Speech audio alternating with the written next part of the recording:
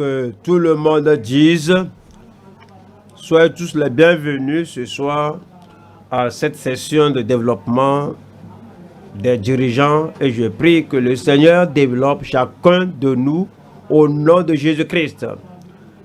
En particulier, je veux que vous preniez note qu'il y a des fruits qu'on doit porter. Et à cette session, oui, si vous êtes enseignant, vous allez développer votre ministère d'enseignement. Si vous êtes pasteur, vous devez sinon développer votre ministère de pastorat. Et si vous êtes évangéliste, et quel que soit le domaine de votre ministère, alors c'est que vous devez reconnaître que voici la façon dont on doit prêcher. Si tu es évangéliste, tu agis comme évangéliste et non comme un enseignant ou un pasteur. Alors toute chose doit être manifeste que réellement cette personne est évangéliste. Donc en particulier, voyons les psaumes 100, 101, 102, 103 et les choses que nous allons voir aujourd'hui. C'est que avant d'enseigner, il faut lire ces psaumes et remarquer quelque chose là-bas comme tout ce qui, c'est comme un essor qui se présente dans chaque chapitre pour que nous puissions bien enseigner au moment de l'enseignement au peuple de Dieu. Donc, je vous dis de lire parce que vous lisez chaque fois et je veux que vous fassiez cela pour que vous soyez de votre meilleur. Et que le Seigneur bénisse chacun de vous au nom de Jésus-Christ. Amen des psaumes. Père, nous te remercions ce jour. Merci pour tes serviteurs, les frères et les sœurs. Nous te rendons grâce parce que dans tous les domaines, tu as suscité des dirigeants. Je prie que tu développes nos frères et nos sœurs pour arriver à la hauteur de l'appel que tu as donné au nom de Jésus-Christ. Nous te remercions parce que tu nous as exaucés. Au nom de Jésus, nous prions. Nous allons au psaume et nous allons parler de notre appel et notre commission à servir le Seigneur. Notre appel et notre commission à servir le Seigneur. Donc, dans le psaume, nous allons voir psaume 100. Psaume 100, verset 1. Poussez vers l'Éternel des cris de joie, vous tous, habitants de la terre. Verset 2 qui dit, servez l'Éternel, soulignez cela, servez l'Éternel avec joie. Venez avec allégresse en sa présence. Psaume 101, Psaume 101, verset 6 dit, j'aurai les yeux sur les fidèles du pays pour qu'ils demeurent auprès de moi. Celui qui marche dans une voie intègre, voici le mot, sera mon serviteur. Psaume 102, verset 21, pour écouter les gémissements des captifs, pour délivrer ceux qui vont périr, afin qu'ils publient dans Sion le nom de l'Éternel. C'est le psaume ici que nous déclarons les louanges du Seigneur à Sion.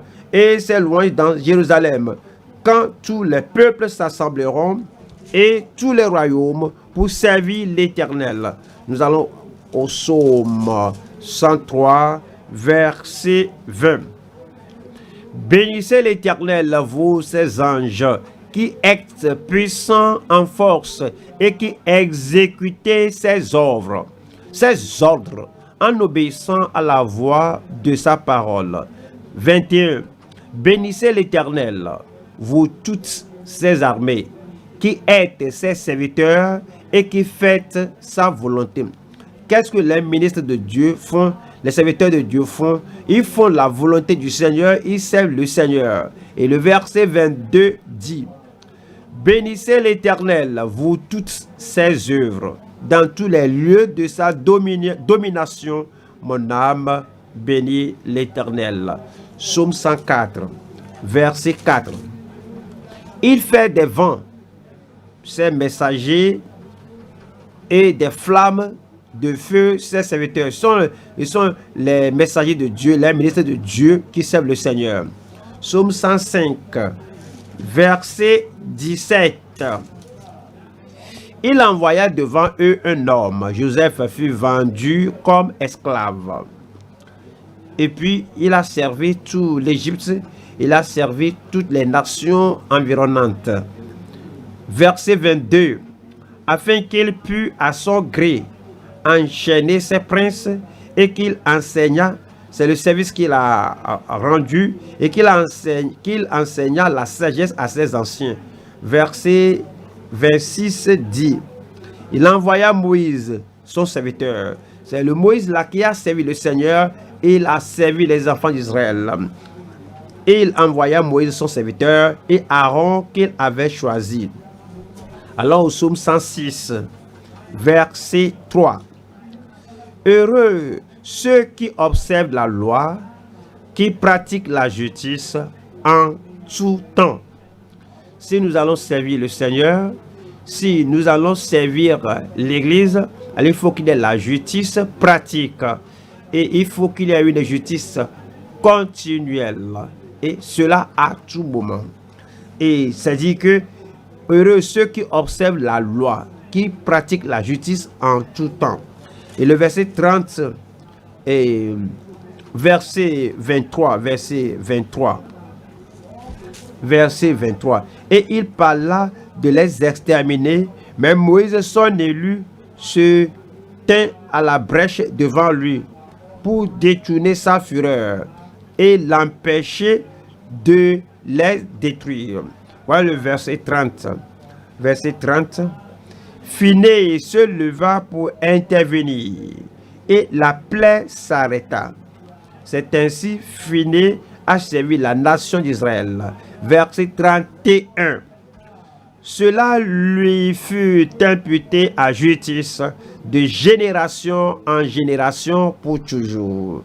Le dernier verset, verset 48 dit, béni soit l'Éternel, le Dieu d'Israël, d'éternité en éternité.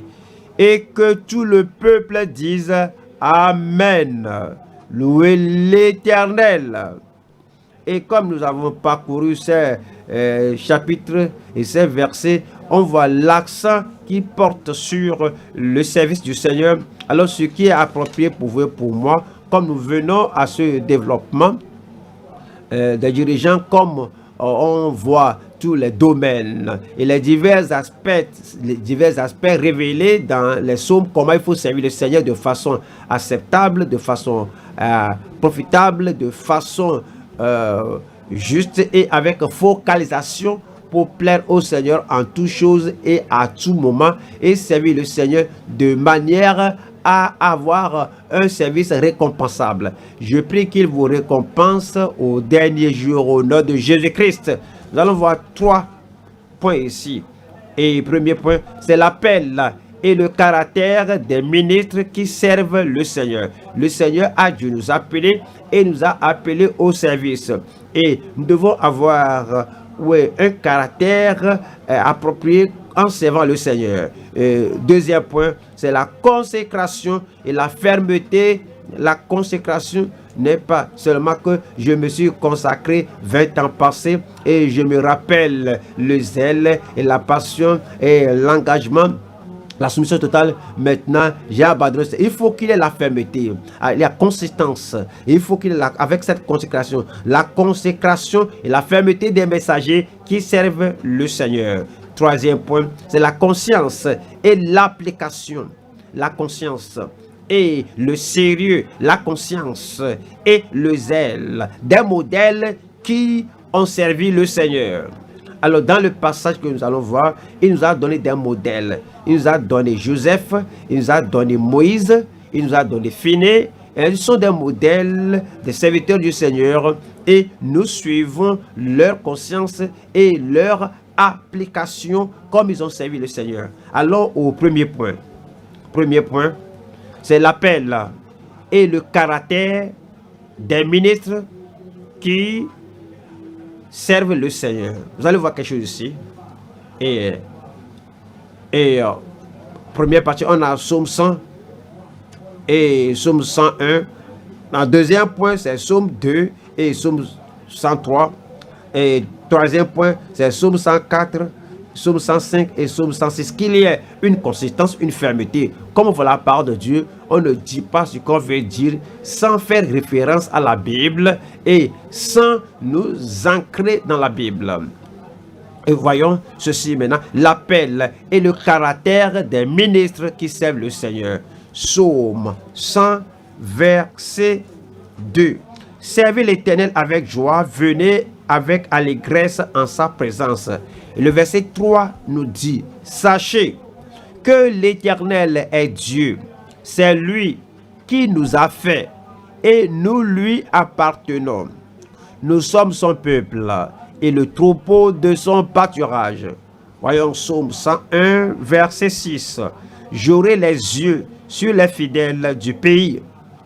Avec les ouvriers, oui, j'aurai les yeux sur les fidèles du pays. Nous devons avoir plus de terrain. Nous devons aller vers les régions lointaines, pas à rassembler n'importe qui. Mais j'aurai les yeux sur les fidèles du pays pour qu'ils demeurent auprès de moi. À l'instar de Jésus-Christ qui a choisi les 12 afin qu'ils soient avec lui et qu'il les envoie évangéliser. Alors, pour qu'ils demeurent auprès de moi, celui qui marche dans une voie intègre sera mon serviteur. Alors il faut la qualification pour le service, il faut le caractère, il faut le style de vie, le comportement de vie des gens qui vont servir le Seigneur. Nous allons voir 3 points ici. Numéro 1, c'est le commandement de prêcher et de servir le Seigneur. Numéro 2, c'est le caractère des ministres et des serviteurs du Seigneur. 3, c'est la conséquence des mercenaires en service pour le Seigneur. Voyons la première partie, numéro 1, ici, c'est le commandement de prêcher et de servir le Seigneur. Psaume 100, verset 2. Servez l'Éternel avec joie, c'est le commandement. Alors, il ne nous donne pas une option. Tu es enfant de Dieu, tu es né de nouveau. Si tu veux servir le Seigneur, d'accord. Si tu ne veux pas, d'accord, ça ne va pas. Alors, il y a un commandement et il dit, servez l'Éternel, un impératif. Et il nous dit comment il faut le servir. Et c'est dit avec joie.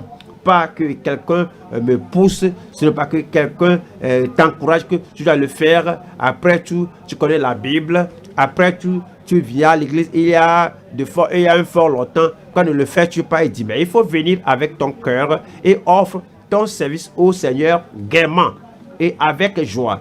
Et tu te réjouis lorsque tu viens devant sa présence. Venez avec allégresse en sa présence. Et le verset 3 nous dit ici, sachez que l'Éternel est Dieu. C'est pourquoi tu le sers. Tu vois combien il est grand, combien il est élevé, combien il est saint. Et parce que tu sais ses attributs, parce que tu connais son caractère, parce que tu connais sa majesté, parce que tu connais son exaltation, à cause de tout cela, tu sais cela et cela affecte ton service. Alors c'est dit que et celui qui nous a fait, sans lui il n'y a pas d'existence, sans lui il n'y a pas de vie. Donc s'il me donne la vie, s'il me donne l'habileté, s'il me donne la capacité, tout lui appartient, donc je lui retourne cela. Et c'est lui qui nous a fait et nous lui appartenons. Nous sommes son peuple et le troupeau de son pâturage. On va à Deutéronome 10, verset 12. Alors ensuite, le commandement qu'il nous a donné, et le commandement est de servir l'Éternel. Deutéronome 10, verset 12. Maintenant Israël, que demande de toi l'Éternel ton Dieu, si ce n'est que tu craignes l'Éternel, c'est de l'honorer, c'est de le révérer, c'est de le tenir en haute estime, et ton Dieu, afin de marcher dans toutes ses voies, d'aimer, de servir l'Éternel ton Dieu de tout ton cœur et de toute ton âme, de servir l'Éternel ton Dieu de tout ton cœur. Il n'y a pas de réserve. Oui, tu ne retiens rien de lui. Je ne vais pas donner ceci à Dieu. Je vais utiliser ce temps-là pour moi-même. Je ne vais pas donner ce temps-là à Dieu, je vais l'utiliser pour moi-même. Je ne vais pas donner cette capacité à Dieu, c'est à moi-même. Mais c'est dit que vous serviez l'Éternel sans réserve. Alors, de tout ton cœur et de toute ton âme. Et c'est dit au verset 13.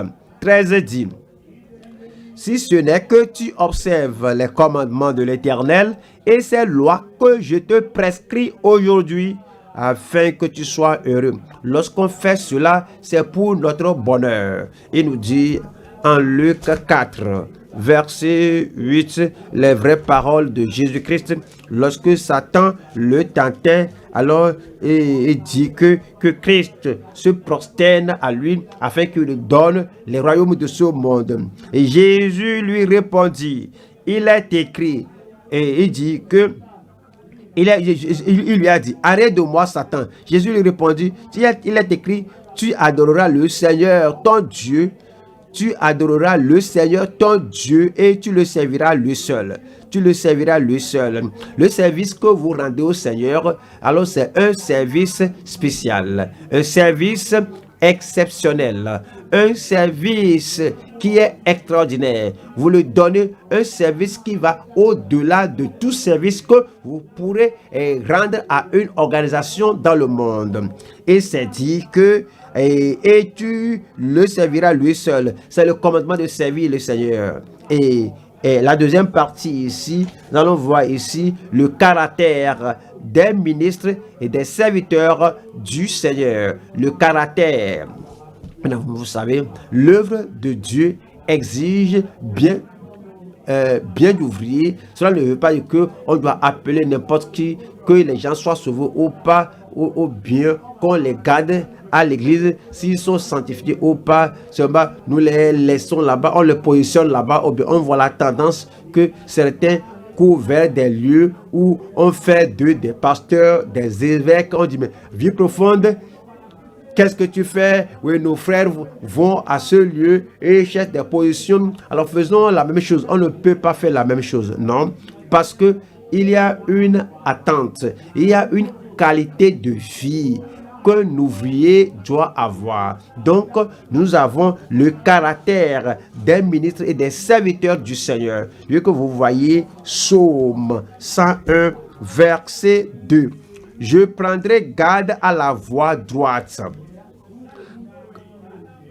Alors, quand viendras-tu à moi? Voici quelqu'un qui a sa position et dans le royaume de Dieu. Dieu a dit que j'ai trouvé David, un homme qui accomplira tous mes plaisirs, mes volontés du moins. Alors, il était roi. Il n'y a personne qui rivalise avec lui. Mais il sait bien que s'il doit rester en faveur avec Dieu, il dit que je me prendrai garde à la voie droite. Quand viendras-tu à moi? Je marcherai dans l'intégrité de mon cœur, au milieu de ma maison. Ouais, il y a l'intégrité qui est dit ici. Il y a la voie droite et puis l'intégrité. 3 dit, je ne mettrai rien de mauvais devant mes yeux.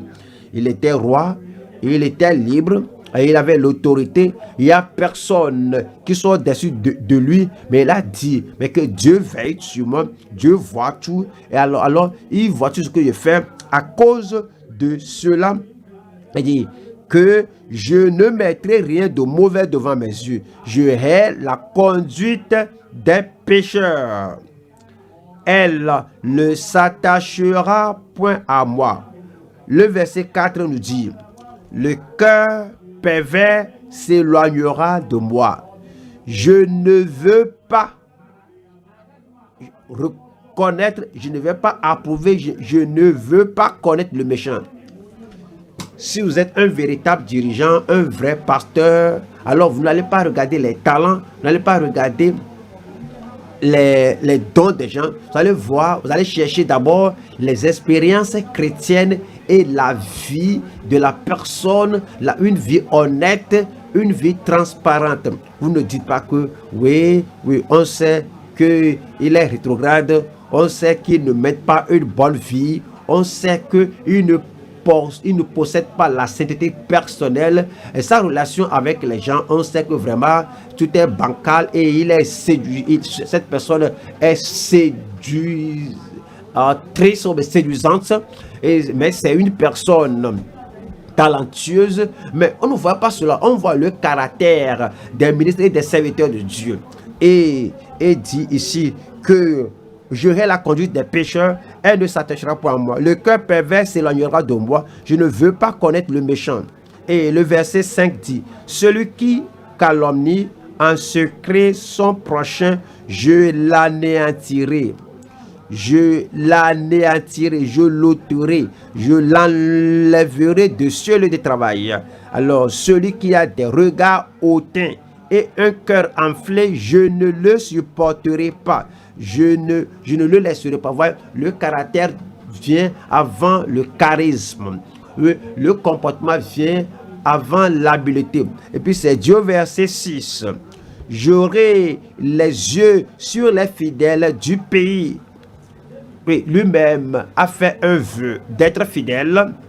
Il a prêté serment de marcher dans la voie parfaite parce que lui-même marchait et menait une vie en public et en secret, une voie et il marchait dans une voie parfaite et dit que pour qu'il demeure auprès de moi, celui qui marche dans une voie intègre sera mon serviteur.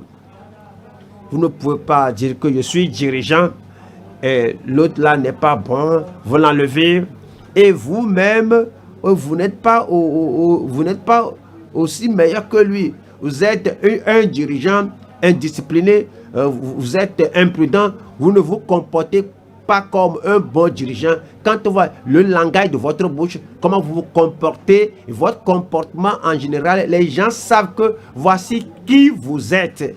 Mais vous prenez le statut du pasteur, l'autorité, la domination, le pouvoir et vous enlevez celui-ci, vous disciplinez celui-là et vous-même, vous ne marchez pas de façon intègre. Le psalmiste, le roi, le berger d'Israël, le dirigeant a dit que moi-même, je dois amener la discipline à ma vie. Je dois mener une bonne vie d'abord et après cela, si quelqu'un ne vit pas selon les normes de la parole de Dieu, alors j'aurai maintenant la responsabilité de l'enlever et puis conseiller la personne et aider la personne à bien mener une bonne vie et marcher dans une voie droite. Je prie que le Seigneur fasse de nous des gens fidèles à sa parole au nom de Jésus-Christ. Voyons, 1 Corinthiens 4, verset 1.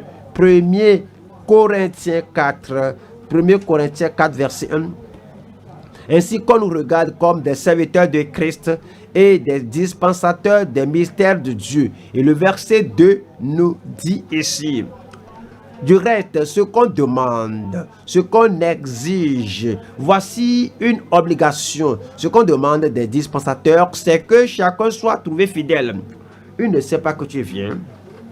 Et puis, tu te présentes devant lui. Alors, il ne sait pas que tu viens. Et puis, aussitôt tu viens. Alors, tu es trouvé fidèle. Il ne sait pas que tu viens de la famille. Et puis, tu tapes à la porte et tu n'as pas entendu des arguments. Mais seulement tu as vu que ils sont fidèles dans leur famille. Il n'y a pas de querelle. Ils ne savent pas que tu vas venir à leur réception après les noces de leur enfant. Et tu es arrivé comme ça, sans préavis, et tu les as trouvés fidèles à ce qu'on enseigne, fidèles à ce que lui-même a enseigné. 1 Timothée 3, 1 Timothée 3, 1. Cette parole est certaine. Si quelqu'un aspire à la charge d'évêque, il désire une œuvre excellente. Verset 2, voici le caractère. Il faut donc que l'évêque, que le pasteur, que le dirigeant, que le leader soit irréprochable, mari d'une seule femme, sobre, modéré, et non frivole, et non imprudent, et non un plaisantin. Si quelqu'un vous dit quelque chose, ouais, la personne, non seulement les paroles de la personne. Mais vous voyez les gesticulations, vous voyez le sérieux, vous voyez la personnalité de la personne. C'est la personnalité qui donne le poids à ce que la personne dit. Donc c'est dit, il faut donc que l'évêque qui doit parler au pécheur afin qu'il se repente et qu'il ait la conviction d'aller au ciel, une personne qui veut parler aux membres de l'église pour qu'ils prennent la parole de Dieu au sérieux et ils se mettent à genoux et qu'ils prient et qu'ils rendent leur vie en bon homme avec le Seigneur. Alors il doit avoir la conduite, le caractère, la disposition d'être sobre, modéré, réglé dans sa conduite, hospitalier, propre à l'enseignement. Et puis c'est dit, verset 3, il faut qu'il ne soit ni adonné au vin, ni violent, mais indulgent, pacifique, désintéressé.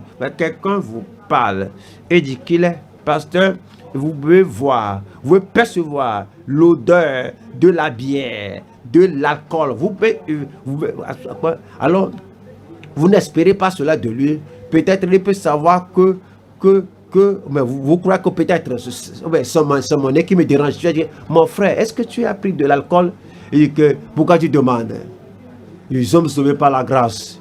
Et la grâce de Dieu couvre tout ce qu'on fait. Mais tu n'as pas répondu à la question. Est-ce que tu bois l'alcool? Ou bien tu prends la bière? Mais pourquoi tu me demandes? Est-ce que tu me juges? La façon dont il esquive la question, ça veut dire qu'il fait cela et il en est honte.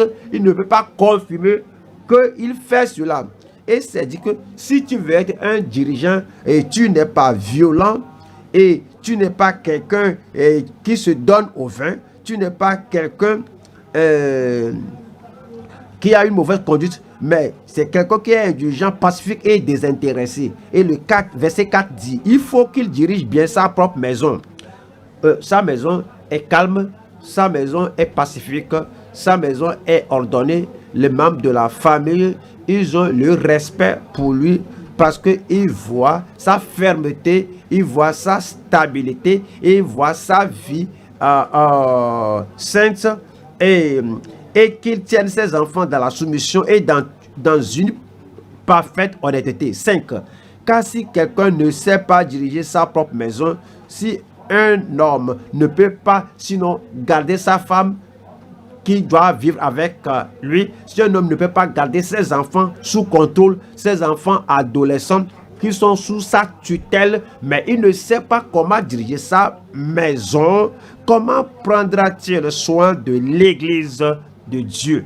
Et le verset 6 dit, il ne faut pas qu'il soit un nouveau converti, pas celui qui vient de naître de nouveau, il n'a pas fait des expériences. Il dit que les gens de toute église font des pasteurs, des gens comme nous, et puis il y a des églises qui font des gens comme nous, des ouvriers. Qu'est-ce que la vie profonde fait s'ils ne changent pas pour nous donner des positions? Ces vieilles personnes-là, ils m'appellent, ils se réfèrent à moi que comme une vieille personne, et ils restent là-bas quand notre tour. Quand sera notre tour? Alors c'est dit qu'il ne faut pas qu'il soit un nouveau converti. Quelqu'un qui a des expériences dans l'œuvre, qui a fait des expériences dans la grâce de Dieu, qui a fait des expériences à diriger l'église de Dieu vers eux, des expériences chrétiennes. Celui qui a l'énergie dans l'œuvre du Seigneur. Ce sont des gens là qui seront des dirigeants. Il ne faut pas qu'il soit un nouveau converti, de peur qu'enflé d'orgueil, il ne tombe sous le jugement du diable. Le verset 7 dit, il faut aussi qu'il reçoive un bon témoignage de ceux du dehors, afin de ne pas tomber dans l'eau propre et dans les pièges du diable. Je prie que le Seigneur nous aide à garder les normes à tout moment, quel que soit ce que font les autres dénominations et églises, au nom de Jésus-Christ. Cette armée-là est faible. Et troisième partie ici, nous allons voir la conséquence des mercenaires en service pour le Seigneur. C'est quoi, mercenaires? Les gens qui sont là pour ce qu'ils peuvent gagner. Les gens qui sont là pour une rémunération. Les gens qui sont là pour un gain du service sont des mercenaires. Quelle est la conséquence? Une grande conséquence. Voilà le cas de Akan. Akan a fait coûter 36 vies aux enfants d'Israël. Il est allé à la guerre. Oui, avec les gens. On ne savait pas que Akan était là. Mais ça a causé une grande conséquence, une grande perte. Voilà, Judas, vous vous rappelez bien Judas Iscario. Judas Iscario, oui, il fut l'un des ouvriers que Jésus-Christ avait choisi et secrètement, oui, il avait des connexions, il y a plus de connexion, plus de contact et plus d'attachement avec les ennemis de Christ, plus que Christ lui-même. Vous vous rappelez bien, et Jéroboam, et ce fut lui que le Seigneur a donné à 10 royaumes. Il dit que pour que ces gens-là n'aillent pas adorer à Jérusalem et que leur cœur, que leur pensée ne se tourne pas vers la maison de David, à cause de cela, il a dit, regardez votre Dieu, ô Israël. Et puis il a érigé des idoles pour eux, une idole à Bethel et une idole aussi à Dan. Le Seigneur nous dit que c'est une grande perte lorsqu'on met des gens en position, des gens qui ne sont pas convertis, les gens qui n'ont pas le caractère, les gens qui n'ont pas la consécration, les gens qui n'ont pas cette consistance, cette fermeté, et on les met là-bas pour servir et pour travailler. C'est vraiment une grande perte pour le royaume de Dieu. Alors, au psaume 101, verset 7. Celui qui livre à la fraude n'habitera pas dans ma maison. Celui qui dit des mensonges ne subsistera pas en ma présence. Et le verset 8 dit, chaque matin j'anéantirai, je détruirai, j'ôterai tous les méchants du pays, afin d'exterminer de la ville de l'Éternel tous ceux qui commettent l'iniquité. Ainsi David disait qu'il va exterminer ces méchants de la ville de l'Éternel et l'Église. Pourquoi nous laissons des rétrogrades, un rétrograde qui est un chef là-bas, on laisse un calomniateur qui est un pasteur là-bas, on laisse un pasteur, un menteur perpétuel, même et celui qui fait du mensonge sa vie, pourquoi on le laisse dans le service du Seigneur? David a dit qu'il les exterminera de la ville du Seigneur. Alors il ne doit pas se trouver des gens qui prêchent la repentance aux gens qui ne sont pas repentis. Il ne doit pas se trouver des gens qui prêchent la sanctification sans laquelle personne ne verra le Seigneur. Ils prêchent cela aux autres, alors qu'eux-mêmes ne se sont pas sanctifiés, n'ont pas la sanctification sans laquelle personne ne verra le Seigneur. Nous devons être vigilants. Malachie chapitre 2, verset 8. Mais vous êtes écartés de la voie. Vous avez fait de la loi une occasion de chute pour plusieurs. Vous avez violé l'alliance de Lévi, dit l'Éternel des armées. Quelle en est la conséquence? Nous allons voir au verset 12. L'Éternel retranchera l'homme. L'Éternel retranchera la personne, l'homme qui fait cela. Celui qui veille et qui répond. Il le retranchera des tentes de Jacob, et il retranchera celui qui présente une offrande à l'Éternel des armées. Lorsqu'on ne garde pas le cœur, la sainteté, la pureté, la sanctification et le comportement d'une personne, d'un ministre appelé commissionnaire. Galates 5, Galates 5, 7. Vous courriez bien qui vous a arrêté pour vous empêcher d'obéir à la vérité. Paul les a bien enseignés. Il y a d'autres qui sont arrivés leur prêcher. Ils ont confondu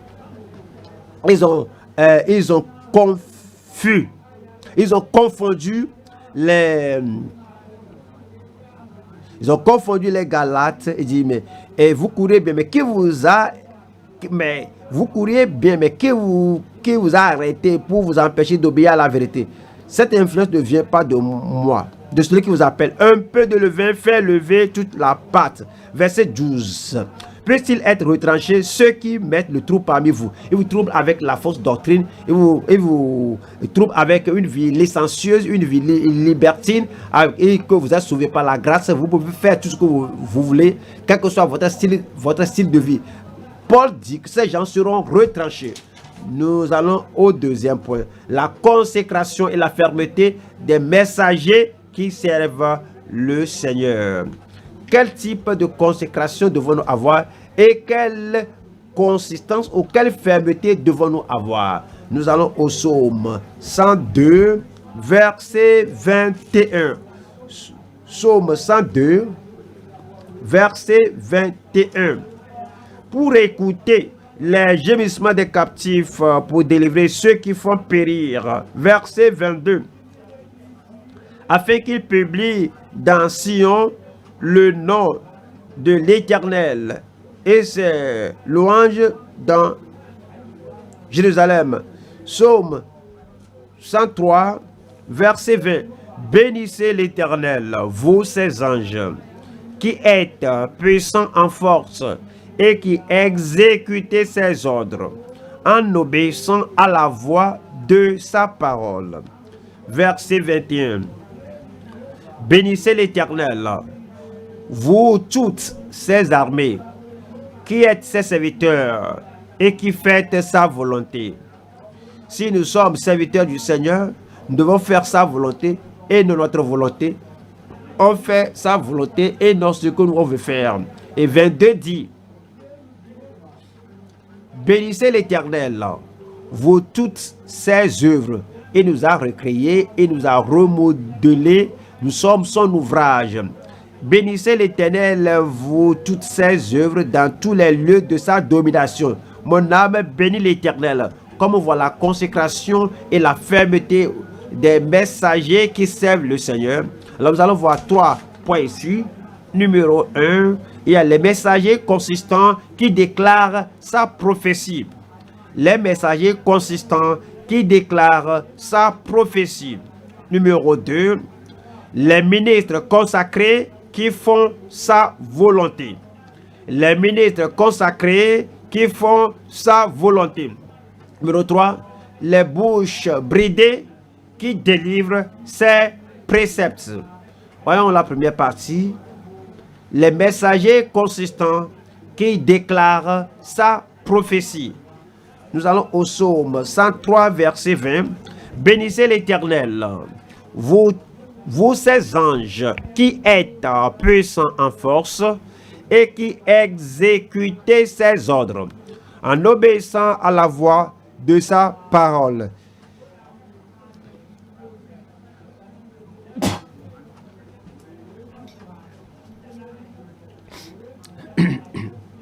Il donne les anges qu'il a envoyés du ciel, et alors pour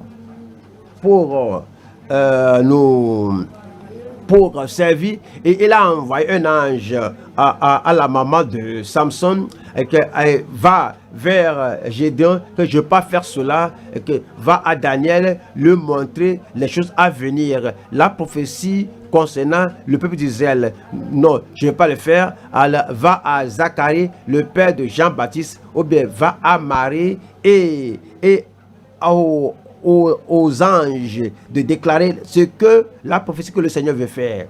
Les anges ne disent jamais non. Chaque fois, ils font ce que Dieu dit. Ils ne disent jamais non à Dieu. Et c'est une illustration pour vous et pour moi. Un exemple pour vous et pour moi.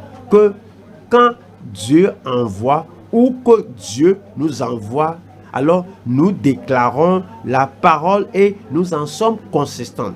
Alors on est consistant à déclarer la parole, la proclamation du Seigneur.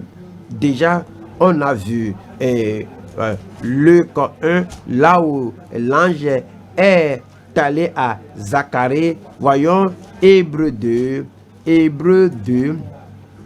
Hébreux chapitre 2, verset 2. Car si la parole annoncée par des anges a eu son effet, et si toute transgression et toute désobéissance a reçu une juste rétribution.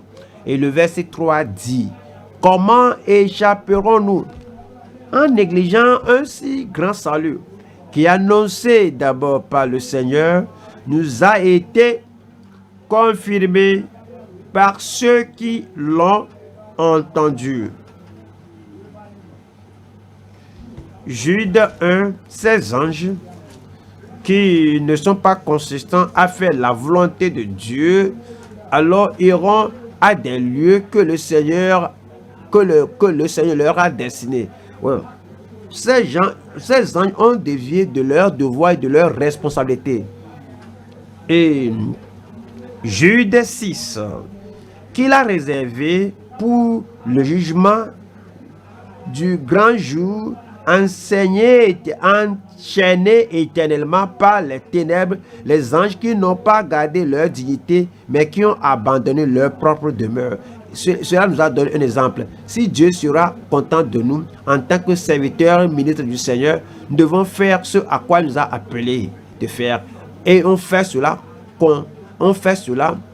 continuellement. Il n'y a pas d'excuse à dire que je suis faible maintenant, je suis découragé maintenant. À tout moment, alors nous avons l'appel du Seigneur et nous nous plongeons dans la responsabilité que le Seigneur nous a confiée. Et comme ils étaient consistants et fermes, et il allait dans la force du Seigneur, alors nous aussi nous devons être fermes, consistants à servir le Seigneur, et nous prêchons dans la force du Seigneur, dans la grâce et dans la puissance de l'Esprit que le Seigneur nous a donné. Nous allons voir deuxième partie ici. Deuxième partie, c'est les ministres consacrés qui font sa volonté. Psaume 103, verset 21. Psaume 103, verset 21. Bénissez l'Éternel, vous toutes ses armées, qui êtes ses serviteurs et qui faites sa volonté. Avez-vous jamais pensé à cela? Que vous n'allez pas faire ce que vous plaît? Que vous fassiez ce qui plaise à Dieu à tout moment? Est-ce que vous dirigez une cellule de maison? Est-ce que vous dirigez une église locale, ou bien vous êtes un pasteur régional, ou bien vous êtes un pasteur national? Dieu vous a-t-il donné une responsabilité personnelle? C'est pourquoi vous êtes appelé dirigeant dans l'église. Donc vous devez faire sa volonté. Les tentations peuvent surgir de faire votre volonté. Oui, l'impulsion de la chair pourrait être là, vous poussant à faire votre volonté. Il y a quelque chose qui puisse venir à votre esprit, vous poussant à faire votre volonté. Si vous êtes un véritable ministre, un véritable serviteur de Dieu qui plaît à Dieu, à tout moment, vous allez dire non, ça c'est une tentation. Alors, ne cédez pas à la tentation, car céder c'est péché.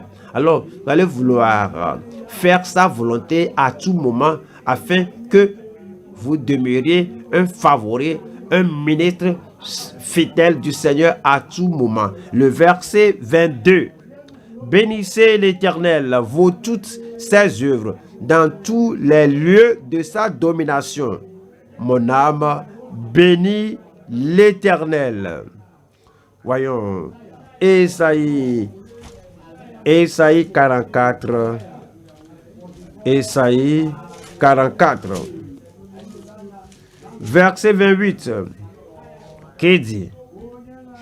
Je dis de Cyrus, il est mon berger. C'est Dieu qui parle ici, qui parle de quelqu'un qu'il a choisi. Et il accomplira toute ma volonté. Il ne veut pas se plaire. Et je le connais, et je le reconnais, et je l'ai choisi. Et je l'ai positionné, je l'ai mis là où il doit être. Il ne sera pas une personne qui se complaît. Il n'est pas une personne qui plaît aux hommes autour de lui, mais il va tout faire et va s'efforcer de faire ma volonté. Il accomplira toute ma volonté. Il dira de Jérusalem qu'elle soit rebâtie et du temple qu'il soit fondé. Galates 1, Galates 1, verset 10. Et maintenant, est-ce la faveur des hommes que je désire ou celle de Dieu? Est-ce que je cherche à plaire aux hommes? Si je plaisais encore aux hommes, je ne serais pas serviteur de Christ. Il y a des gens qui ont perdu de focalisation, ils ont perdu leur courage, et n'ont plus de conviction. Il y a assez de pression sur eux, et les gens autour d'eux font pression sur eux. Ils veulent modérer ce qu'ils prêchent, ils veulent modérer là où ils doivent aller, ils veulent modérer leur vie, ce qu'ils font, et parce qu'ils voient que s'ils continuent de souligner la parole de Dieu, eux là, ils ne veulent pas se repentir, ils ne veulent pas changer. Donc, ils veulent maintenant faire pression sur le prédicateur afin que le prédicateur fasse leur volonté. Alors, ils veulent le reconditionner afin de compromettre. Mais si vous êtes un véritable enfant de Dieu, un véritable ministre de l'évangile, vous devez comprendre que la persécution vient avec la fidélité. Si vous êtes fidèle, il pourrait avoir la persécution. Donc, vous n'allez pas fléchir, vous n'allez pas céder, vous n'allez pas sinon succomber pour plaire aux hommes. Vous allez plaire au Seigneur à tout moment. Pourquoi? Parce que le Seigneur est plus élevé que tous les hommes ensemble. Pourquoi vous allez plaire le Seigneur à tout moment? Parce que le Seigneur est le juge final, l'ultime juge qui évaluera ce que vous aurez fait, que ce soit le bien ou le mal, que vous soyez totalement consacré à lui ou pas. Et les souffrances que vous pourrez avoir maintenant dans ce court moment, oui, n'est rien à comparer à la souffrance en enfer. Si vous compromettez que vous n'allez pas au ciel. C'est pourquoi l'apôtre Paul dit que quant à lui, il disait que est-ce que je cherche à plaire aux hommes? Si je plaisais encore aux hommes, je ne serais pas serviteur de Christ. Je prie que la consistance, l'énergie, la fermeté de continuer de plaire au Seigneur en doctrine, en décision, en dévouement, en dévotion au Seigneur, cette fermeté que le Seigneur l'accorde à chacun de nous, qui continue de nous l'accorder tous les jours de notre vie au nom de Jésus-Christ. Ok, qu'il me le donne. Alors, toute l'énergie, toute la force, toute la fermeté dont j'ai besoin pour voyager, qu'il me le donne au nom de Jésus-Christ. Que le Seigneur vous bénisse, que le Seigneur vous bénisse pour cet amen. Un autre amen fera bien l'affaire. La troisième partie, troisième point. Troisième partie, la troisième partie ici, les bouches bridées qui délivrent ses préceptes. Les bouches bridées. La bouche d'un ministre qui dit que je consacre cette bouche à cette œuvre. Et je ne vais pas utiliser la même bouche pour cette œuvre. Qu'est-ce que ça veut dire? La main qui dit que tout ce que j'écris, tout ce que je projette, tout plan que j'écris sera pour le Seigneur. Je ne vais pas utiliser ma main pour Dieu et en même temps pour Satan. Mais deux jours après, pour le projet du monde, je consacre, j'engage ma bouche, je voue ma bouche, mon message au Seigneur. Oui, les bouches bridées qui délivrent ses préceptes. On va à Ézéchiel 3. Ézéchiel chapitre 3. Ézéchiel 3, 26. Ézéchiel 3, 26.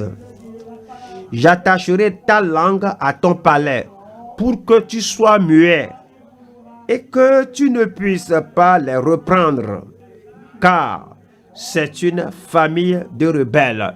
Dieu parlait à Ézéchiel que je t'ai nommé sentinelle, j'ai besoin de ta bouche pour moi seul. Lorsque j'ai un message, alors je vais utiliser ta bouche. Si je n'ai pas de message pour les gens, alors je ferme ta bouche.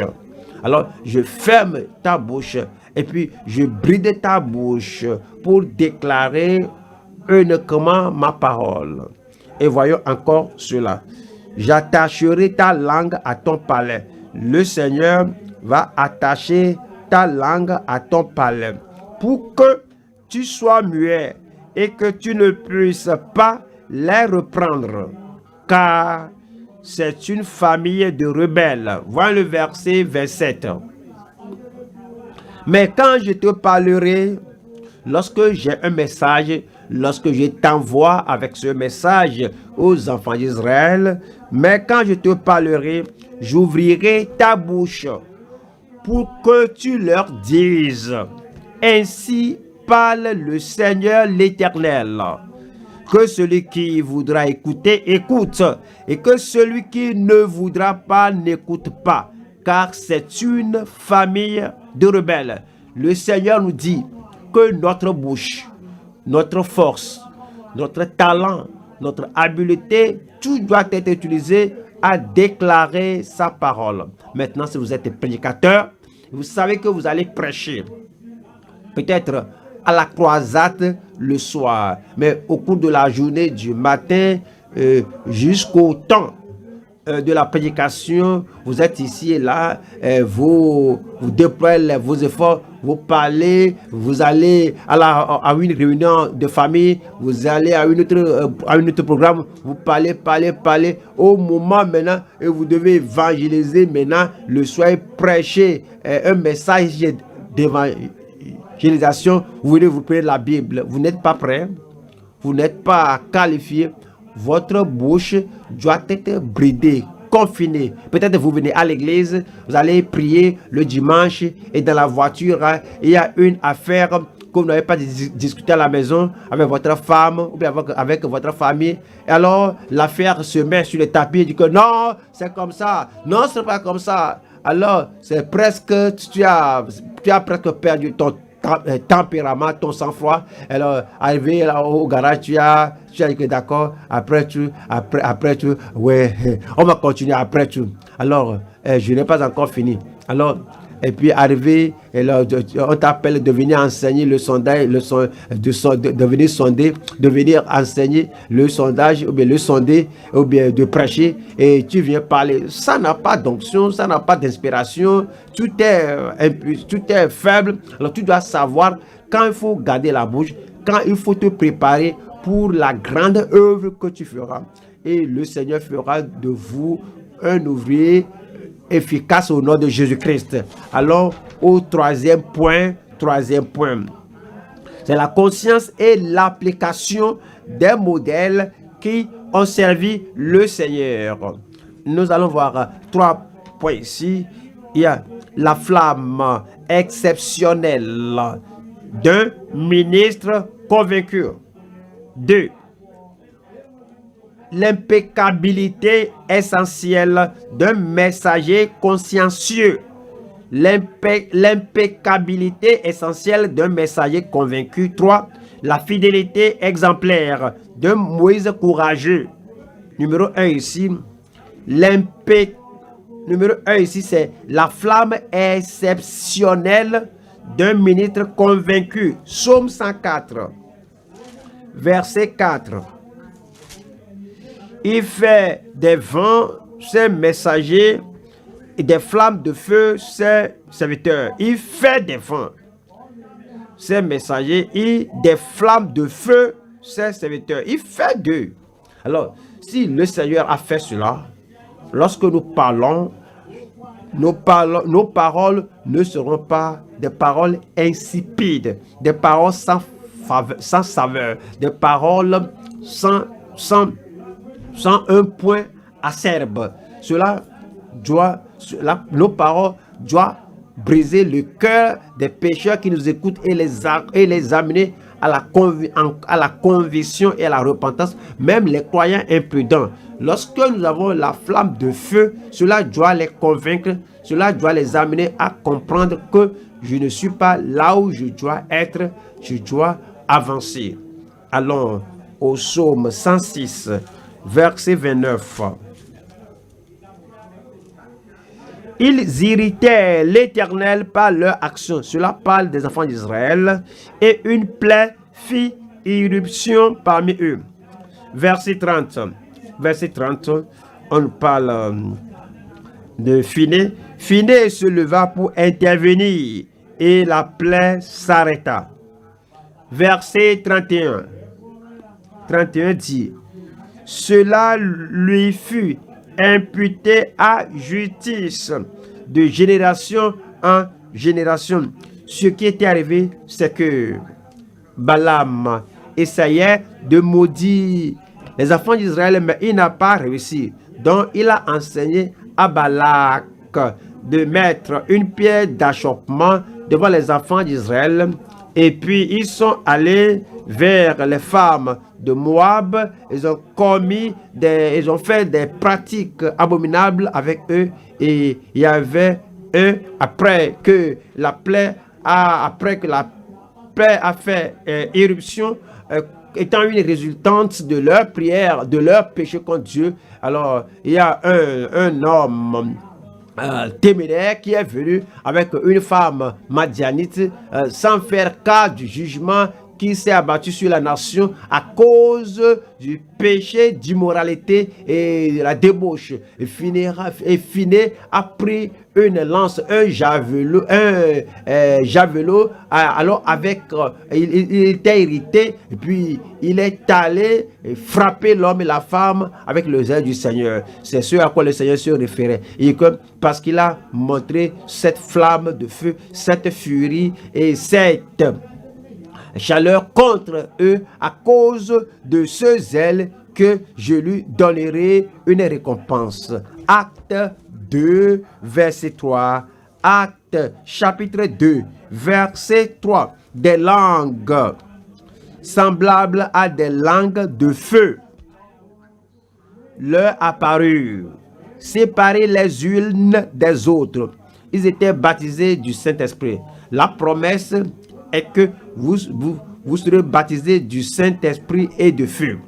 Et maintenant, le Saint-Esprit est venu sur eux et le feu du Saint-Esprit est descendu sur eux. Et Pierre, qui était peureux, et Pierre, qui a renié le Seigneur auparavant, amène à cause du feu du Saint-Esprit, il les a doigtés, il leur a prêché la parole, et il a dit que vous avez crucifié le Seigneur Jésus-Christ. Alors, ils avaient le cœur totalement frappé. Si nous disons que nous sommes remplis, baptisés, nous sommes immergés dans le Saint-Esprit, nos paroles, nos messages et notre déclaration doivent apporter la conviction au cœur des gens à qui nous parlons. Le verset 36. Que toute la maison d'Israël sache donc avec certitude que Dieu a fait Seigneur et Christ, ce Jésus que vous avez crucifié. Verset 36, 37. Après avoir entendu ce discours, ils eurent le cœur vivement touché. Ils avaient le feu du Saint-Esprit. Le Seigneur a fait de lui un feu, une flamme de feu. Et après avoir entendu ce discours, ils eurent le cœur vivement touché et ils dirent à Pierre et aux autres apôtres: hommes frères, que ferons-nous? Et le verset 38, et Pierre leur dit: repentez-vous et que chacun de vous soit baptisé au nom de Jésus-Christ pour le pardon de vos péchés, et vous recevrez le don du Saint-Esprit. Verset 41. Verset 41, il nous dit: ceux qui acceptèrent sa parole furent baptisés, et en ce jour-là, le nombre des disciples s'augmenta d'environ 3000 âmes. Oui, ceux qui sont restés sont demeurés et n'ont pas dit que nous avons donné notre vie à Jésus, mais nous n'allons pas persévérer, nous n'allons pas demeurer. La parole est entrée en eux, la parole les a cloués, ils sont venus au Seigneur et ils sont restés avec le Seigneur. Nous allons voir la deuxième partie ici qui est l'impeccabilité essentielle d'un messager consciencieux. Psaume 105, verset 17. Il envoya devant eux un homme, Joseph, fut vendu comme esclave. Verset 22. Verset 22, parlant de ce Joseph, afin qu'il pût à son gré enchaîner ses princes et qu'il enseignât la sagesse à ses anciens. Connaissez la vie de ce Joseph. Lorsqu'il était dans la maison de Potiphar et lorsqu'il était en prison et lorsqu'il a comparé devant Pharaon, tout ce qu'il a fait, on ne peut pas trouver une faute. Genèse 39. Genèse 39, verset 9. Il n'est pas plus grand que moi dans cette maison et il ne m'a rien interdit excepté toi parce que tu es sa femme. Comment ferais-je un aussi grand mal et pécherais-je contre Dieu? Vous connaissez bien l'histoire et n'allez pas commettre le mal, le péché. Il y a des gens qui disent que nous sommes serviteurs du Seigneur. Il y a des gens qui se disent aujourd'hui qu'ils sont ministres du Seigneur. Alors, la même impeccabilité, l'affranchissement du péché est requise, ou bien est requis de vous et de moi. Voyons, on va à Apocalypse 14. Apocalypse 14, verset 4. Ce sont ceux qui ne se sont pas souillés avec des femmes, car ils sont vierges. Ils suivent l'agneau partout où il va. Ils ont été rachetés dans les hommes comme des prémices pour Dieu et pour l'agneau. Voilà le verset 5.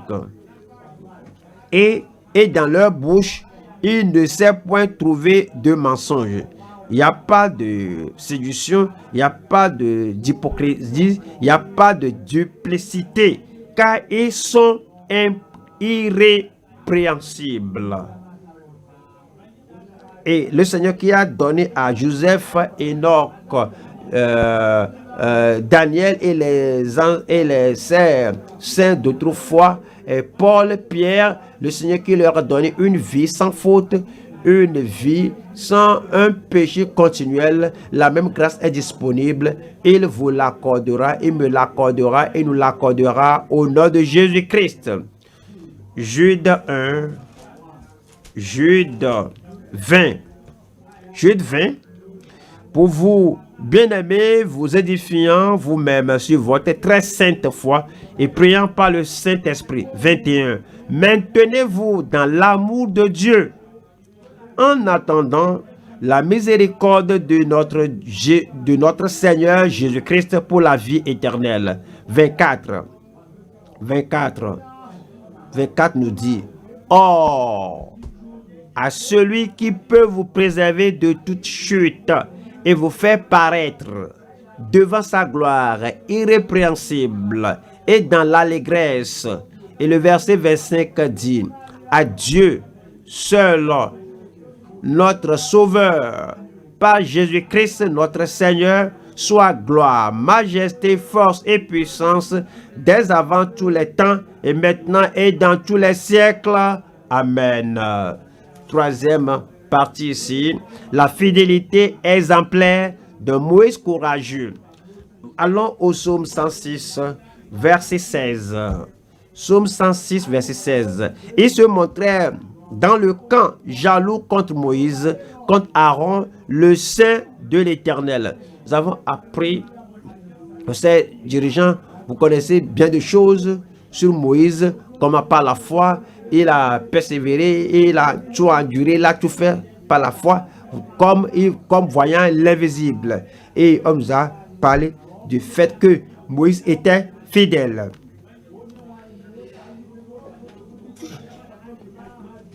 Que le Seigneur fasse de chacun de nous des gens fidèles au nom de Jésus-Christ.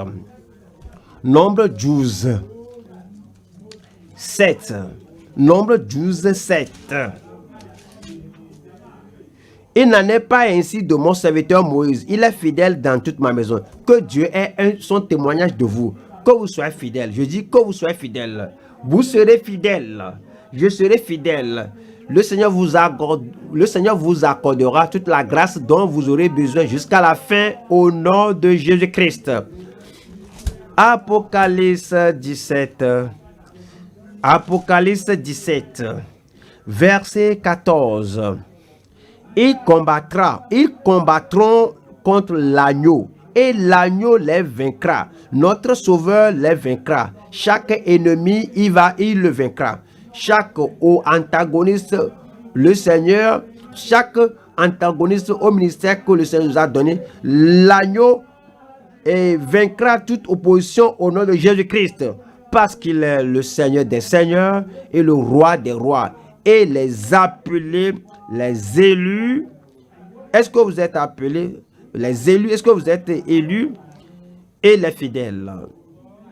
Les appelés, les élus et les fidèles qui sont avec lui, les vaincront aussi. Je prie que Dieu aide chacun de nous à nous examiner de nouveau et à nous plonger dans le sang de l'agneau qui lave, qui purifie, qui rend plus blanc que la neige, afin que dans les choses moindres, dans les choses temporelles, dans les grandes choses et dans les choses de valeur éternelle et dans toutes choses, les moindres et grandes choses, que nous demeurions fidèles au nom de Jésus-Christ. Lorsque nous sommes avec les hommes en privé, avec les femmes en privé ou bien en public, lorsque nous prêchons, lorsque nous prions, lorsqu'on fait quelque chose, que soit les membres de l'église soient là ou pas, ou bien que nos disciples soient là ou pas, ou bien que ceux qui peuvent évaluer ce qu'on fait, qu'ils soient là ou pas, que nous demeurions fidèles. Dans l'assemblée, que nous soyons fidèles. À l'église, nous serons fidèles. Dans la famille, nous serons fidèles. Et dans le ministère, tout ce que le Seigneur nous a enseigné et nous a dit d'aller donner au peuple de Dieu, alors nous demeurerons fidèles, nous serons fidèles comme Moïse, même plus fidèles que le nom de Jésus-Christ. Vous êtes là? Est-ce que vous allez demander de la grâce pour être fidèle? Pourquoi ne pas vous lever pour dire au Seigneur, Seigneur, aide-moi. Tout ce que j'ai appris aujourd'hui, Seigneur, aide-moi. Il nous a appelés, le Seigneur nous a commissionnés afin de le servir. Ouvrez la bouche et parlez au Seigneur. Dites au Seigneur ce que nous avons appris. Vous ne pouvez pas obéir à moins que vous n'ayez la grâce de Dieu. Ce que vous avez appris, on ne peut pas y obéir à moins qu'on ait la force et l'énergie du Seigneur. Parlez au Seigneur. Reconnaissez votre appel. Reconnaissez la commission que le Seigneur lui-même vous a donnée. Alors vous dites au Seigneur, je vais prendre cet appel, je vais prendre cette commission au sérieux et je vais poursuivre cela de tout mon cœur, de toute mon âme, de tout mon esprit. Je veux reconnaître que servir le Seigneur est un commandement, que c'est une commission. Ouvrez la bouche et parlez au Seigneur. Êtes-vous pasteur? Il faut reconnaître votre appel. Il faut reconnaître votre appel. Il faut reconnaître votre commission. Il faut reconnaître la grande commission qui vous a donnée.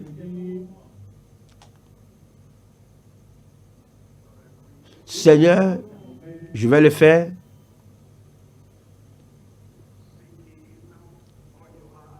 Alors,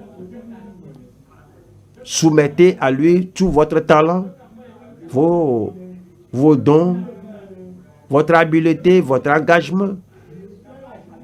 Donnez la première place de votre cœur au Seigneur.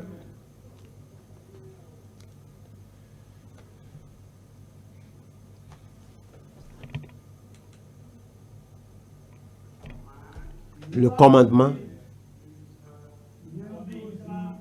de prêcher et de servir le Seigneur. Un commandement doit être obéi. Et lorsqu'on désobéit au commandement, là on pêche. Et quand on vit en désobéissance au commandement du Seigneur, le commandement de servir, le commandement de prêcher,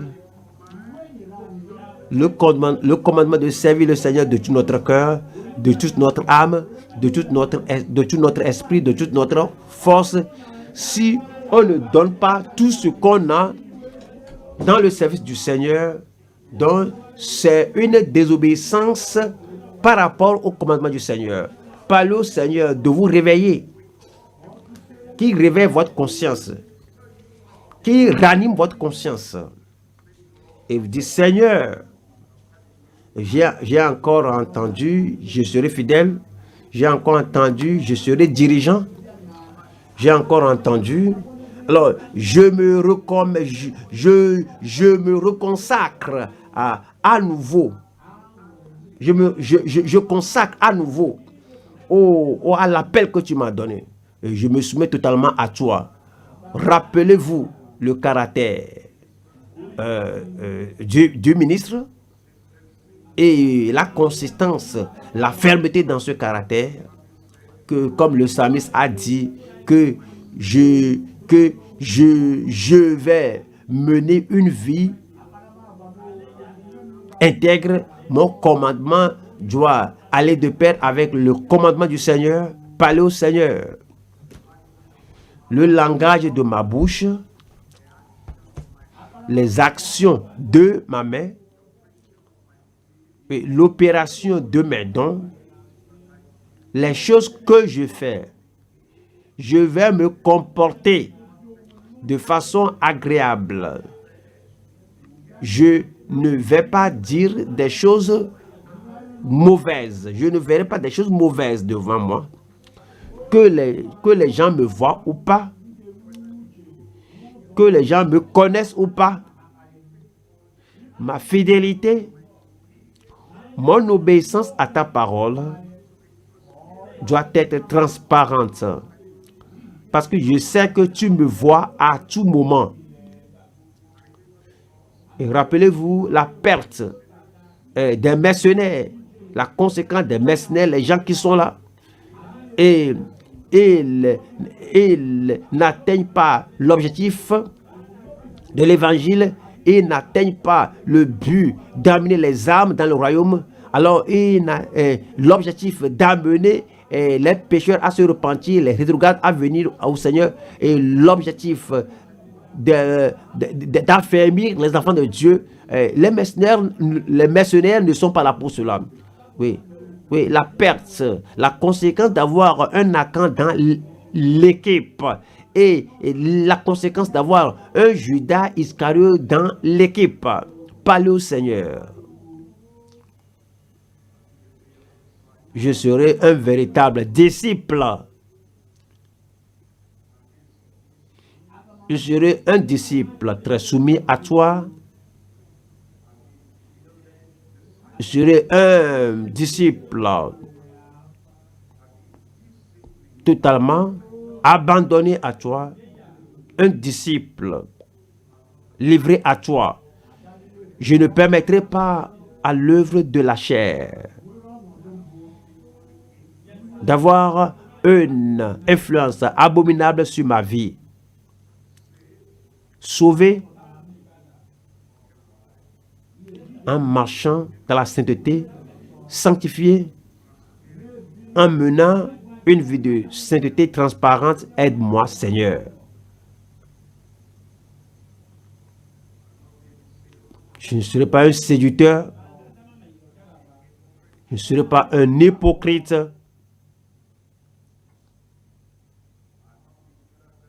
Je ne serai pas un Judas Iscariote. Je ne serai pas un rétrograde. Si votre justice ne surpasse pas celle des scribes et des pharisiens, vous n'entrerez pas dans le royaume de Dieu. Examinez-vous à nouveau votre consécration. Il faut examiner à nouveau votre fermeté, en tout mettant sur l'autel. Votre consécration aujourd'hui est-elle plus élevée que celle de 10, 20, 30 ans passés? Est-ce que vous êtes consistant, ferme, inébranlable dans le service du Seigneur? Est-ce que vous êtes juste, ferme, consistant, sincère? Est-ce que vous êtes soumis au Seigneur et aux dirigeants continuellement? Est-ce que vous appréciez la vérité que vous apprenez de façon consistante? Est-ce que vous marchez dans la lumière en menant une vie? Vous menez une vie dans la lumière, vous demeurez dans la lumière continuellement. Est-ce que vous rappelez à tout moment la parole que vous entendez? Est-ce que vous vivez selon cette parole sans permettre à un moment d'être perdu, sans permettre au message de s'évaporer de votre vie? Les ministres consacrés qui font sa volonté. Est-ce que vous faites la volonté du Seigneur? Ou bien vous êtes là pour faire votre volonté? Votre volonté, et ce que vous aimez vous-même. Mais vous dites, Seigneur, je me consacre à nouveau à toi. Je me reconsacre à toi, ma vie, mon service. Et je me consacre à toute parole, à toute lettre de ta volonté, de ta parole, pour faire ta volonté. Je suis ici pour apprécier ta volonté. Si vous priez et vous en êtes sincère,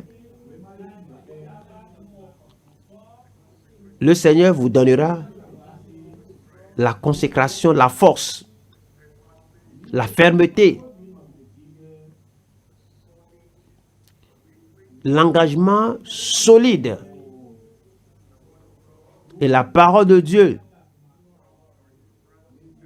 Alors viendra en souvenir dans votre vie et vous allez pratiquer, vous allez faire sa volonté et vous allez accomplir sa volonté à tout moment. Et votre bouche sera confinée, bridée uniquement à son message, à son ministère. Vous n'allez pas donner votre bouche à ceci, à cela. Vous n'allez pas vous livrer à des choses contradictoires, des choses sales, des choses abominables. Mais votre bouche sera continuellement livrée à déclarer sa parole et à délivrer ses préceptes.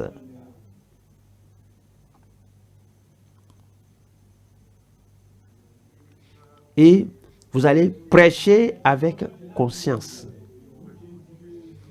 et avec application, diligence, avec zèle, avec passion.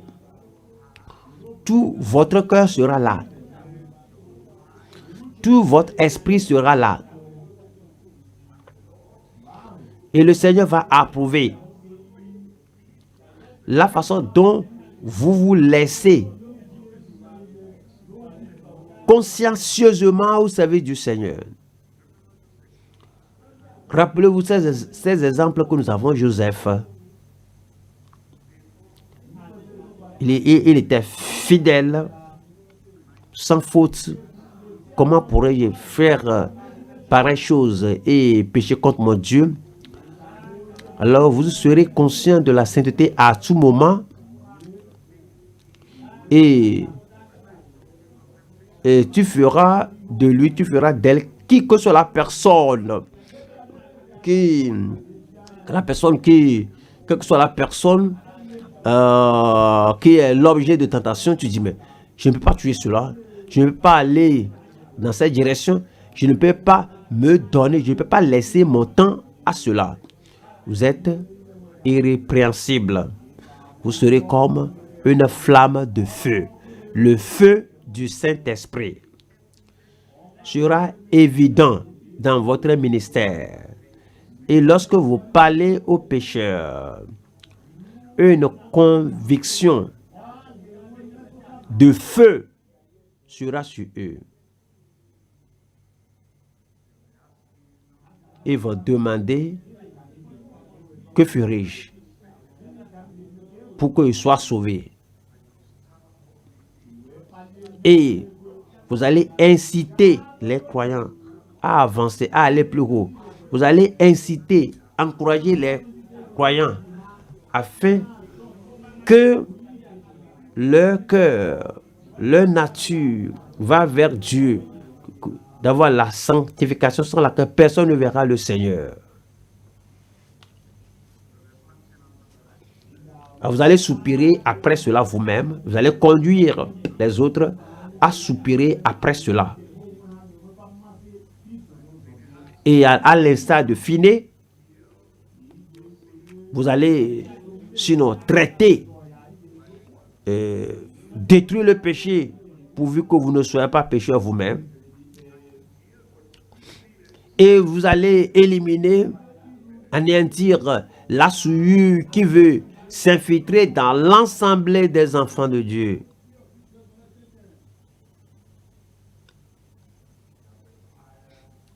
Il y aura le feu dans votre cœur, la passion dans votre cœur, le feu dans vos os.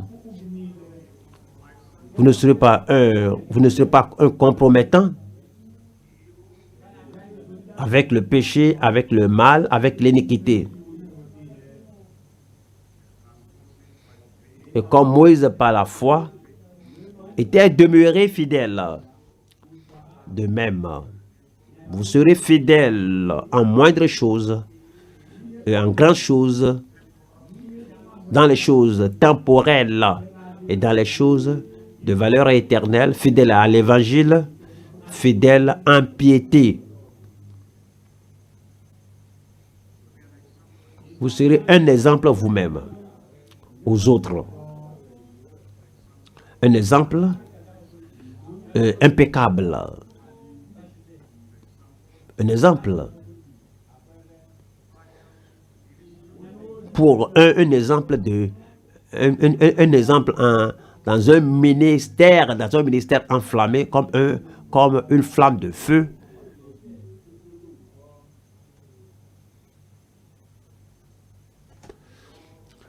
Puisse le Seigneur confirmer cela dans chaque vie au nom de Jésus-Christ. Et que le Seigneur fasse de chacun de nous consistants, des gens consistants, qu'il fasse de chacun de nous consistants, consacrés et consciencieux au nom de Jésus-Christ. Père, nous te rendons grâce pour ce qu'on a appris aujourd'hui. Merci pour l'appel que tu nous as lancé. Merci pour la commission que tu nous as donnée. Nous prions, Seigneur, que notre cœur, que notre esprit, que notre âme, que notre force, que notre focalisation demeure sur cette commission sans regarder en arrière au nom de Jésus-Christ. Fais-nous rappeler à tout moment ton appel. Lorsque la tentation se présente d'être fatigué, découragé, pour succomber et nous retirer, nous prions que ton esprit nous fasse rappeler cette grande commission et que nous continuons d'avancer au nom de Jésus-Christ. Et nous demandons, Seigneur, que l'engagement que tu espères, la consécration que tu espères et la consistance, la fermeté que tu attends des ministres fidèles, que tu aies cela de chacun de nous au nom de Jésus-Christ. Nous demandons, Seigneur, comme nous te servons, que nous amenions l'honnêteté au service, notre cœur au service, la soumission au service du Seigneur, et que nous n'ayons pas le cœur partagé, qu'on ne soit pas hypocrite de la façon dont nous te servons au nom de Jésus-Christ. Seigneur, en tant que tes messagers, que nous soyons consistants. En tant que tes messagers, que nous soyons engagés. En tant que tes messagers, que nous soyons consciencieux en toutes choses au nom de Jésus-Christ. Nous prions que ton esprit vienne sur nous à nouveau et que le feu et que la puissance du Saint-Esprit s'occupe de la vie de chacun de nous au nom de Jésus-Christ. Tu as promis de faire de tes ministres une flamme de feu. Nous prions, Seigneur, que cette disposition de feu, comme Élie, que cette disposition de feu, comme Jean-Baptiste, que cette disposition de feu d'anéantir le péché et écraser le péché, exterminer le péché comme fini, soit accordée à chacun de nous au nom de Jésus-Christ. Seigneur, l'impeccabilité et l'absence de péché et l'affranchissement et la victoire sur le péché, petit péché, grand péché, péché ouvert, péché caché, péché habituel, quel que soit le péché, ce type de vie-là que tu as donné à Joseph, et il a dit que je ne pécherai pas. Cette détermination-là, cette résolution, cette vie de discipline, accorde cela à chacun de nous au nom de Jésus-Christ. Et la fidélité que tu as accordée à Moïse, même, quoique son frère de même parent que lui est compromis, même que Marie à la calomnier, même les enfants d'Israël, quoi qu'il ait compromis, et ils se sont égarés, comme Moïse s'est présenté comme un personnage non compromettant, que cet esprit non compromettant soit accordé à chacun de nous au nom de Jésus-Christ. Et comme nous demeurons non compromettants et fermes, nous serons en mesure d'intercéder proprement dit à ceux qui se sont en faveur de ceux qui se sont égarés, et tu seras en mesure de rendre témoignage, comme tu l'as dit de Moïse, que Moïse, mon serviteur, n'est pas pareil, il est fidèle dans toute ma maison. Tu seras en mesure de témoigner de chacun de nous au nom de Jésus-Christ. Et cette œuvre du Seigneur, nous allons continuer de la faire sans regarder en arrière, sans nous retirer, sans compromission et sans découragement, et que ton feu continue de brûler sur l'autel du cœur de chacun de nous au nom de Jésus-Christ. Nous te rendons grâce parce que nous savons que tu as exaucé. Nous prions que nous n'attendions pas et que nous n'oublions pas, que nous n'attendions pas et que nous ne mettions pas la parole de côté, mais comme nous entendons, que nous nous rappelons cela et que cela porte de fruits dans notre vie. Et nous prions comme les anges, comme les saints d'autrefois, comme Joseph, comme Finney, comme Moïse, que tu fasses de chacun de nous de pareil. Et lorsque la trompette sonnera, nous recevrons la récompense de toi au nom de Jésus-Christ. Nous te rendons grâce parce que tu nous as exaucés. Au nom de Jésus, nous prions.